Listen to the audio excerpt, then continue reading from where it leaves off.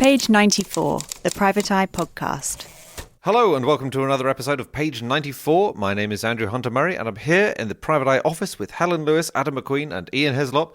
We have gathered here to discuss the big stories of the week, and quite a lot of big stories actually going on this week. We're going to be covering various bits of the BBC, various bits of what remains of the Conservative Party later on, but firstly we thought we'd talk about the riots, which have been spreading across the UK in the last week or so. For people who either live internationally or might need reminding what this is actually about, this all started about a week ago with the murder of 3 girls in Southport, the attempted murder of 8 others and 2 adults.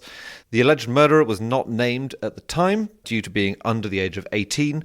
He has since been named, and the judge who named him at Liverpool Crown Court said that continuing to prevent the full reporting has the disadvantage of allowing others to spread misinformation in a vacuum.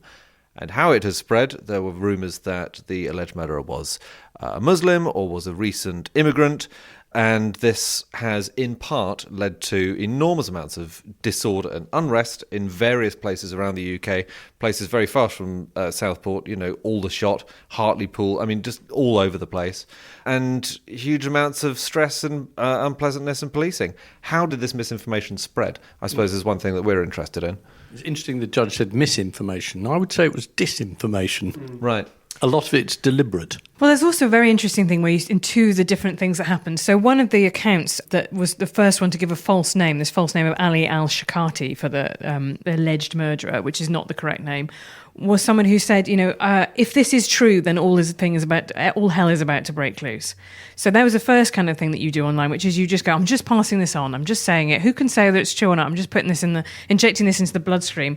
And then Nigel Farage on July the 30th said, I just wonder whether the truth is being withheld from us. I don't know the answer to that. Well, why not find out? Yes, this is the thing. We've talked about this before. This is a new style, isn't it? Of going, just asking questions. Well, the point of just asking questions is that you ask them to people who might be able to give you the information. And Nigel Farage is now, after 8 goes, in quite a good position to do that, given that he could have turned up at the Commons and asked some questions of, say, the Home Office. How did this start in the first place? How did this disinformation start being spread? There's a disinformation researcher called Mark Owen-Jones who looked into it and time-stamped all of where the false name came out. And the first person to put out that false name was a woman called Bernie Spofforth, who runs a swimwear business. In every other respect, you'd say she was like a delightful Daily Mail feature subject. Her husband's a sculptor. They live in a very nice house in the middle of the countryside. One of her kids is an actor. But somehow during the COVID pandemic, she became a lockdown skeptic. She kind of fell into that crowd. So you can see appearances from her on both GB News and Talk TV talking about that. And she's billed as a social commentator. What that means is has got a popular Twitter account. And so she was sort of made into a person who we should listen to and be interested, because those channels had a kind of COVID skeptic shaped hole that they needed to fill, and she put herself into it. She afterwards said she completely regretted how terrible it was. She made the biggest mistake of her life about this false name. She said she wasn't the person who did it first. Someone else had told her. Then her story changed. She got it from somewhere else. But what's interesting to me about that is so often the people peddling this misinformation aren't, kind of dispossessed and marginalised people. They're actually very comfortable old people, often top end of Gen X, lower end of baby boomers, who've lived through periods of peace and prosperity and stability in their own lives. And actually in their own day-to-day lives, you wouldn't say were kind of economically struggling. But I remember the guy who paid money to have Gina Miller, the anti-Brexit campaigner, killed was a Viscount. We have to talk about the fact that lots of middle-class, middle-aged people spend a bit too much time online during COVID.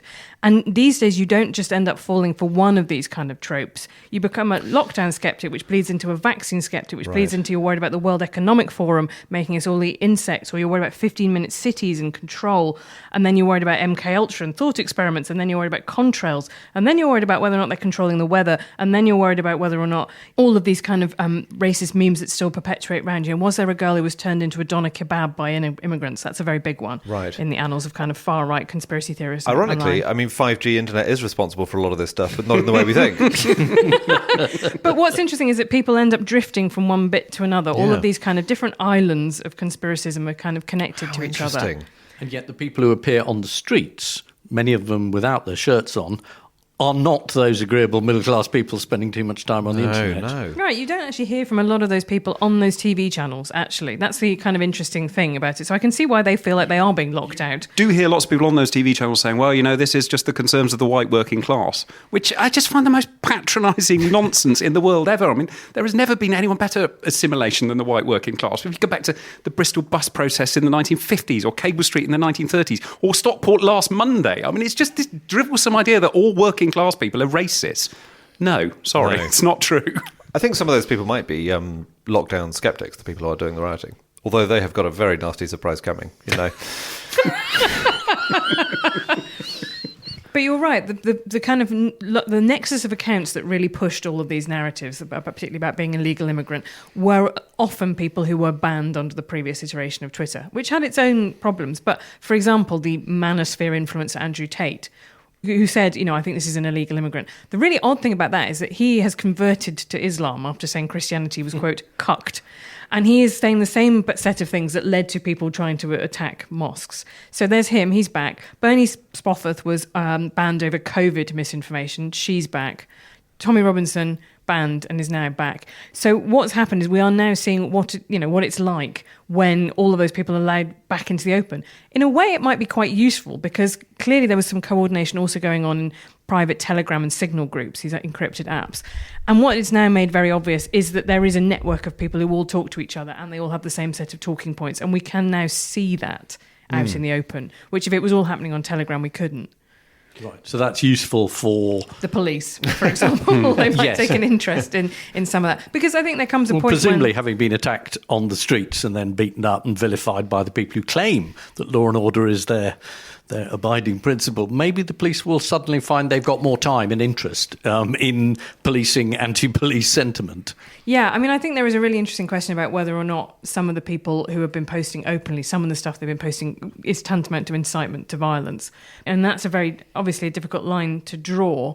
But if you look at the images of people writing, they do just seem to, a lot of them, be having a really great time. I mean, one doesn't like to slur anybody, but this is supposedly a protest against the murder of children, and that has somehow turned into people looting branches of lush bath bombs, right? It's not hard to suggest that maybe it may have drifted somewhat from its original aims. It's not coherent as a protest, really, is it? This is reminiscent of the riots in 2011. And previous ones, and the idea that the people involved actually quite like violent confrontations with the police is not new. But I don't think we can blame all of this just entirely on social media, because the other dangerous thing that I've wanged on about for ages at Private Eye is the way that mainstream media, to use that horrible phrase, is more and more being dictated by what's going on online. I mean, we do a lot of this just sort of silly clickbait stuff, which has now taken over every single newspaper website pretty much.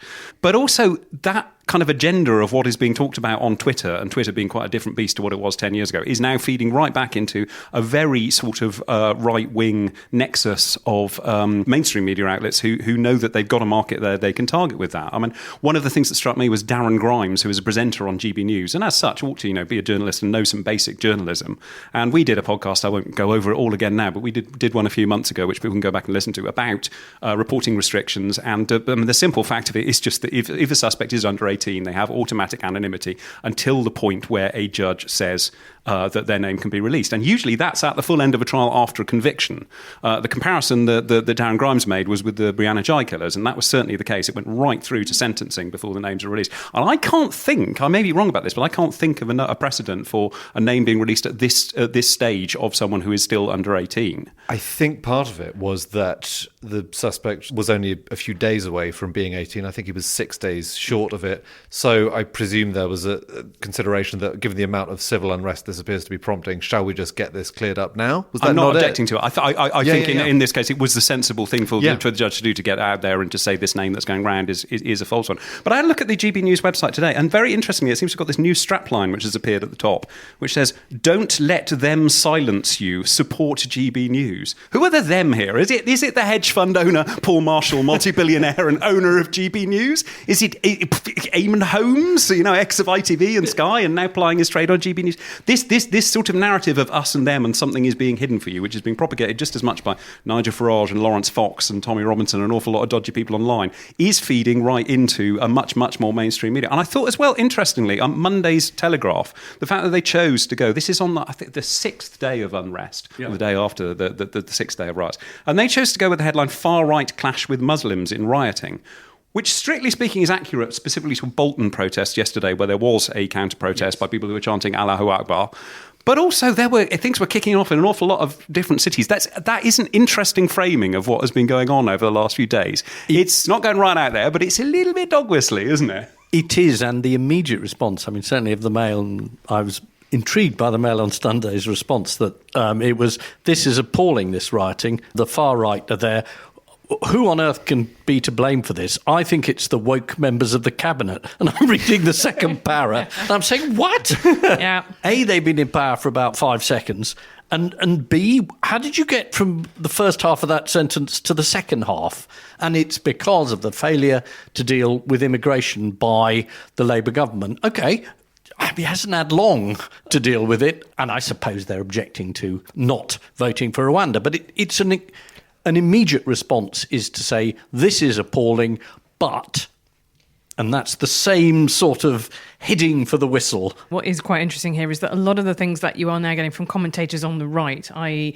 people who've got legitimate concerns, they haven't been heard for so long, was exactly the things that people in the left said about the 2011 riots, which was sparked by the police shooting of a guy called Mark Duggan.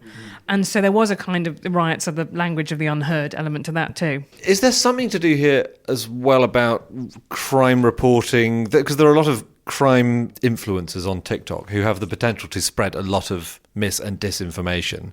And there is obviously, I mean, there's always been an obsession with crime reporting, but now there is such an enormous appetite for it. Is that reflected in the mainstream press as well? I think that's a particular problem, which is the way that our laws are structured, which we talked about before. The idea that, now everything is kind of sub judice in the sense that there can't be lots of more speculation about the suspect because he's entitled to a fair trial. And into that vacuum, there's a lot more of, why aren't we being told this? This has all gone very quiet, isn't it? It's all very suspicious. Right. And I think the same thing happens, the way that the rule here is, you shouldn't publish things that could prejudice the jury is very different to America. And I think because the internet is so American and so many of these right-wing influencers are really either funded by or plugged into American internet, they think it's like OJ, you can just write everything you want about a trial while it's going on, and therefore There's something innately sinister about the fact that our press conducts itself in a very different way. And it also, fundamentally, by doing that, our press also leaves a vacuum of people who want to consume this content and are not being offered it by the mainstream media. It was interesting seeing a former police chief saying,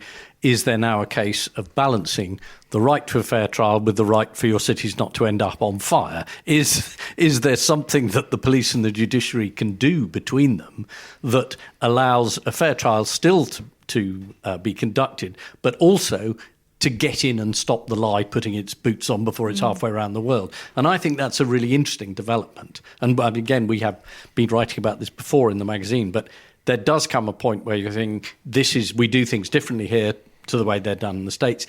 Is there a way of getting an official source in earlier saying this isn't true?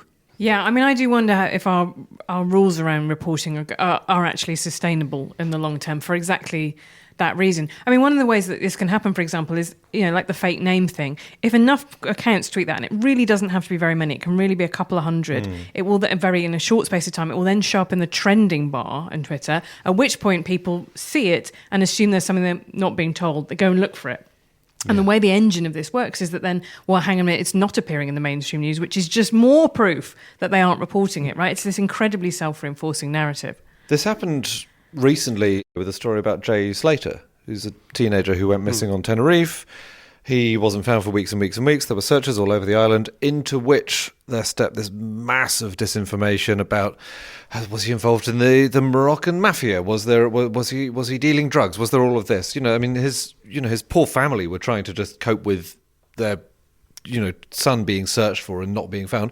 Eventually, he was found. He'd fallen into a ravine. He'd been lost and he'd been out and he'd sort of gone walking and not found his way back. And that was the simple truth of it. But the number of people who've tried to talk to me about, this is interesting, this Jay Slater thing, isn't it? What do you think's going on there? It's just another vacuum. That's the interesting thing about it. Ultimately, whatever it turns out the circumstances of his death were, it's not something that is being covered up for any reason. It was just a purely people not knowing as the search was going on. Yeah. And there is this kind of, I think what you're describing is that innate suspicion that if you're not being told something, there must be a kind of dirty reason for it, rather than it's like this is, we talked about this before, the simple inability to deal with the fact that some things are currently unknown at any point. That's the kind of tension that we're picking up here. We talked about the great repeated private eye print jokes is an enormous headline that says, "Why did something happen?" And then in tiny letters underneath says, "We don't know." Yeah. And that's the truth of the story. Yeah. We had this with Kate Middleton at the start of the year, which feels like ancient history now. Why aren't we being told what's happened? Has she been bumped off and it's been covered up and there's a mistress thing? No, she's ill and they just didn't want to say so far, and they've got young children. How many times? A vacuum, How many times is this going to happen before either rules or protocols change about what is being put out there? We don't know. Yeah. So now let's turn from something incredibly depressing to something else that's incredibly depressing. Huw Edwards. So this is a story that we covered a year ago on the podcast when Huw Edwards was removed from his job at the BBC, supposedly for sending explicit messages to someone who might have been under the age of 18, but the story was not reported terribly well in The Sun. And Adam, you wrote a lot about this at the time. Yes, but readers may be confused as to exactly how what's happened now, the grimness of it, relates to the Sun story last year. And the simple answer to that is it doesn't. The supposed 17-year-old who may have been an 18-year-old who was being talked about in The Sun last year, who Huw Edwards had solicited £35,000 worth of explicit images from, is nothing to do with this latest case, which is much, much grimmer, and it's to do with category A, B and C photographs of very young children indeed. Okay. Which he's now pleaded guilty to. And so just completely separate cases. The Sun clearly knew that he was a wrong un, and there's an awful lot of other stuff come out about Huw Edwards since which bears that out. So this prosecution appears to have risen out of the conviction of another paedophile, a man in his 20s in Cardiff, I think last May, who once he was convicted of distributing images of child sex abuse, the police then followed up all of his contacts, one of whom appears to have been Huw Edwards, and that's where these charges over 41 photos came from. So It's an entirely separate thing.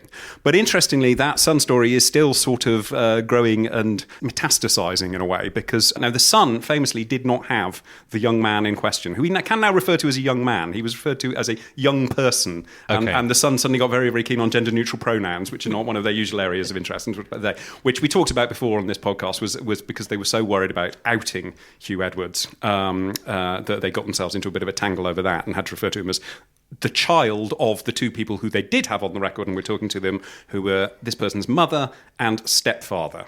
Now, this last weekend, the young person, who's not particularly young anymore, he's now 21, did give an exclusive interview, but not to The Sun. Okay.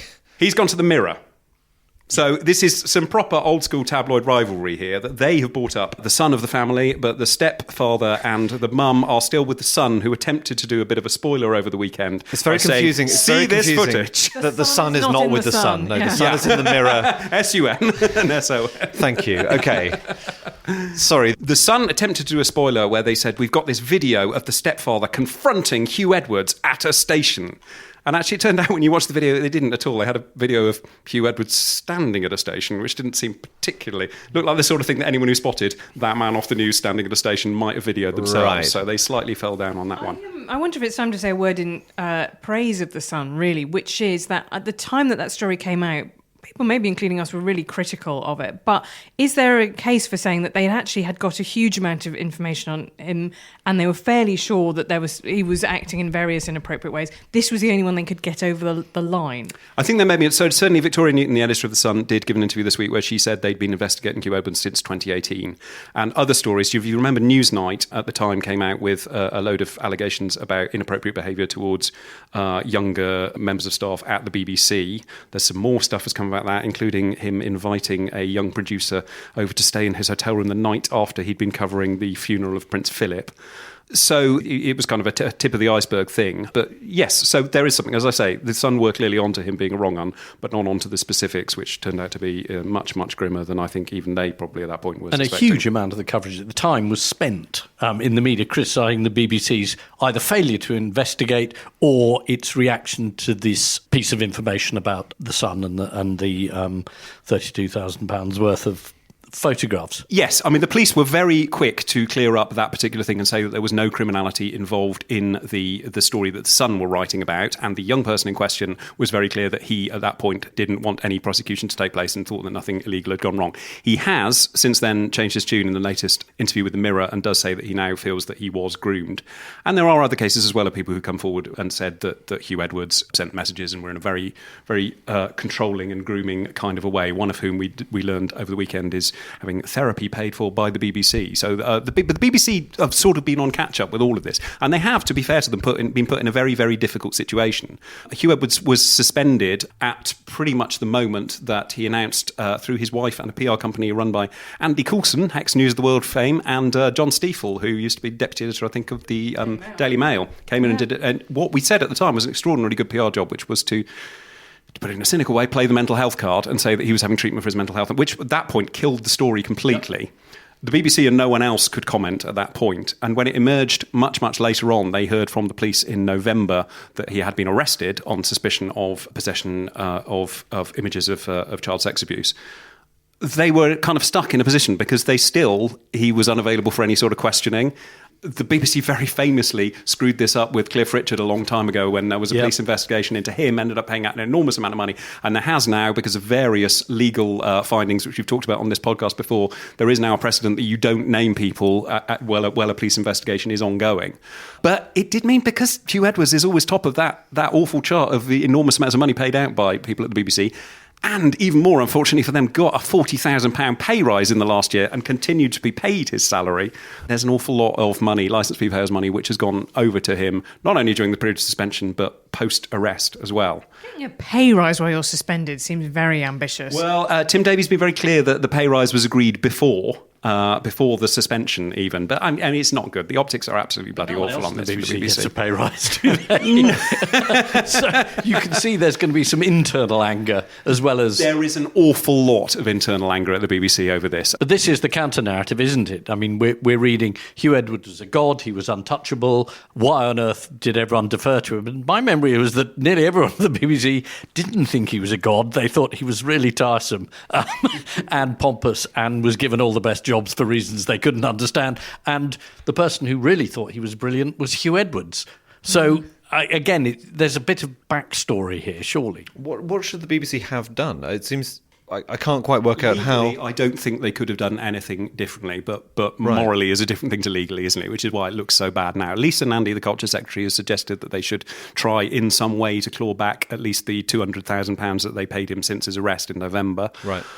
Whether there's any sort of legal precedent or way to be able to do that. I mean, it's a bit like, do you remember all that fuss over Fred the Shred's pension and whether there was any way of clawing that back? Legally and contractually, these things are quite kind of sealed up. So, I mean, maybe we find a way. Maybe he will voluntarily return some of that money. He's surely got enough of it by now. I mean, it's almost exactly the same point we were making about procedure in the previous discussion on the podcast. At the point in which the police told the BBC he's been investigated, he may be charged, is there an argument for saying this might be the point at which you stop paying him? Is there some halfway mechanism which, again, balances these two sets of rights between the police don't want you naming him so that it messes up the investigation, but it's going to look terrible in 3 months' time? I mean, I feel there must be something that's possible. It would be surprising if there wasn't a clause somewhere in that contract about not bringing the BBC into disrepute, wasn't there? So, yes, yeah, possibly there he will be. Definitely has He definitely very much has done, yes. Yeah.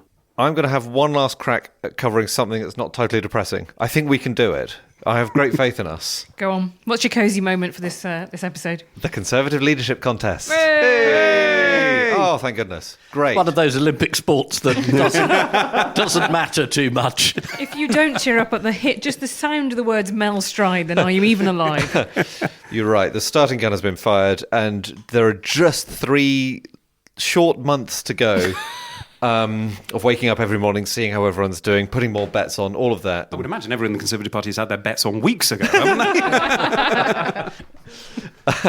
they? Yeah, I'm pretty confident about my tenor on Penny Mordaunt, actually. So, right, 5% of the party's MPs are standing. Just a few stats for you. You only needed 10 MPs nominations to stand, and Suella Braverman says she totally could have got that many, but that it was clear that the party disagreed with her. Was it like my diagnosis of my prescription? I think was the phrase she used. So she will not be. Okay, the doctor will not be delighting us. All right. Well, so we got 6 for August. Then in September it'll be whittled down to 4, and then there will be hustings, which will remove 2 more. And finally, there'll be a full vote of Tory members, and the new leader will be announced on the 2nd of Like November. Squid Game. It's long. It's long. So we should just quickly talk. The candidates are Priti Patel, James Cleverly, Kemi Badenoch, Tom Tugendhat, Robert Jenrick, and let's not forget Mel Stride. I have found every single one of these described at some point or another over the last couple of months as the front runner in the race, with the exception of Mel Stride, who no one has yet described as the front runner, but there is always time. Do it now. I think he's the front runner. Hey, you know what? At least Mel's tried. Oh, God. Sorry. Awful. I was trying to do something with Tom tugging hat into the ring, but it doesn't know. It just doesn't know. No. So, who would you like to know about first? Mel Stride. I'm fascinated. There's a bizarre thought experiment with it. Try this, listeners. Try and picture Mel Stride in your head right now. I bet you can't. He's sort of ubiquitous during the election campaign, but he's just sort of there, isn't he? Well, I've got Mel Smith and Meryl Streep. I've got Sideshow Mel from The Simpsons. That's as far as I go. Honestly, I like the look of Mel Stride. So you'll have heard, if you're a sort of nerd who's listening to this podcast, you will have probably listened to him on the radio doing all the media rounds in the run-up to the election because everyone else was trying to save their own skins. And Mel generously and nobly stepped up to the plate. Here's a fun fact about him. He has the 5th smallest Watt in the House of Commons. Majority, it's 61 and Very votes. good. I know this because I think it is genuinely one of the big things that counts against him. And he actually did the same thing that poor old... Well, Ed Balls did it in which election was it? That he went and campaigned in everyone else's constituencies very generously, and then that's when he lost his seat.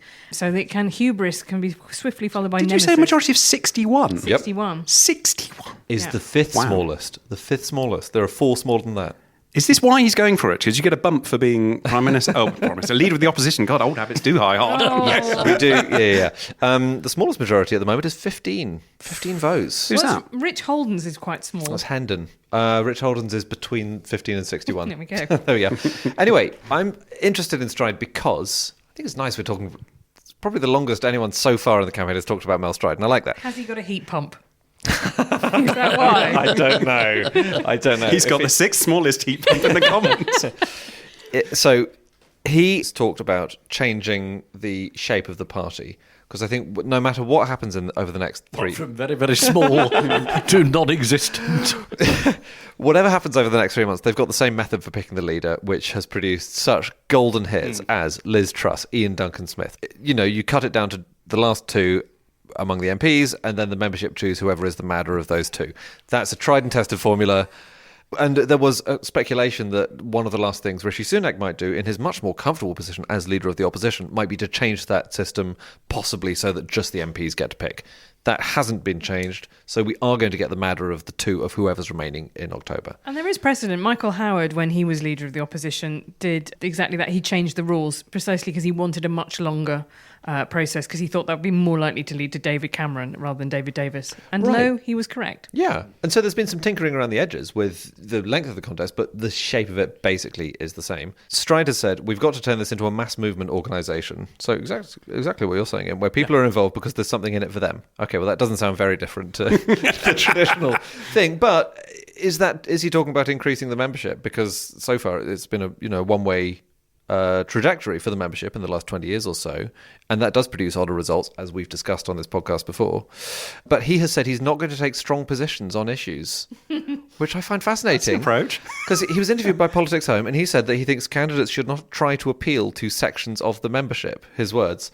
I don't know what contest he thinks he's in. Well, I mean, he's been watching Keir Starmer over the last 3 months. Do not have strong positions on anything in the run-up to an election. It works. It Prime Minister's works. questions would be amazing if they both just stood there, the leader of the opposition and the Prime Minister just going, I don't know. I don't know. What do you Could think? be. Yeah.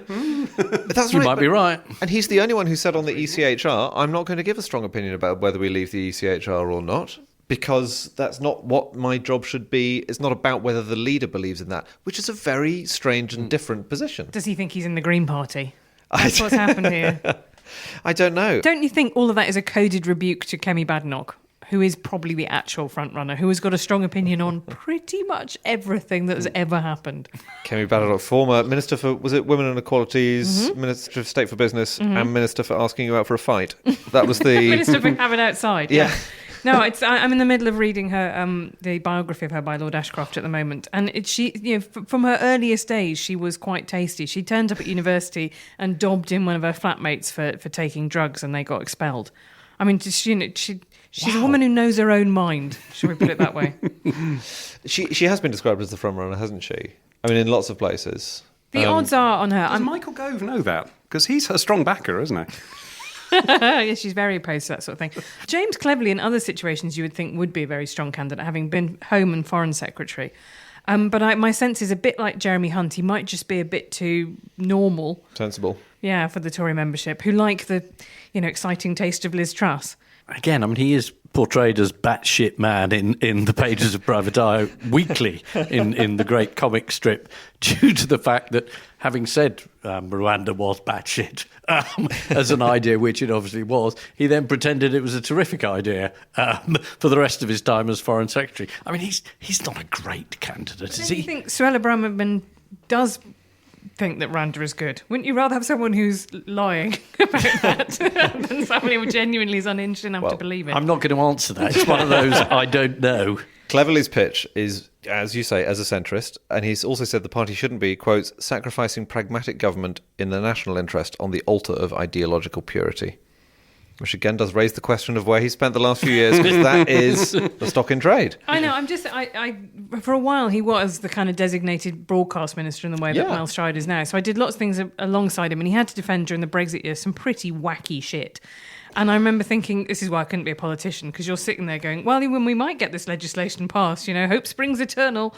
But he was always quite pleasant and non-weird in a way that I could not say the same of everyone on that list. But what about when he sat in the Commons and quite clearly said shithole, and then said he didn't?